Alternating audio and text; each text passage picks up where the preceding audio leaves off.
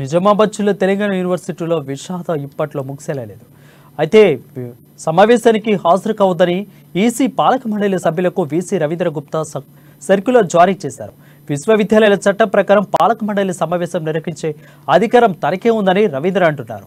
త్వరలో నిర్వహించే ఈసీ సమావేశం తేదీని తానే ప్రకటిస్తానని పాలక మండలి సభ్యులకు ఉద్దేశించి ఒక సర్క్యులర్ విడుదల చేశారు. వీసీ నిర్ణయంపై పాలక మండలి సభ్యులు మండిపడుతున్నారు.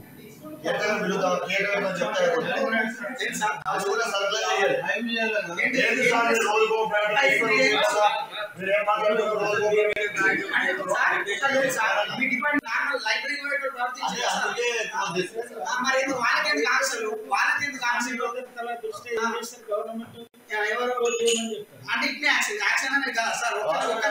మా వల్ల మిగతా విద్యార్థులకు కూడా ఎందుకు ఇబ్బంది కావాలి సార్? అదే మరి అంటే మీ ఉద్యమాలు చేద్దా ఇదేనా సార్ మీరు అనేది?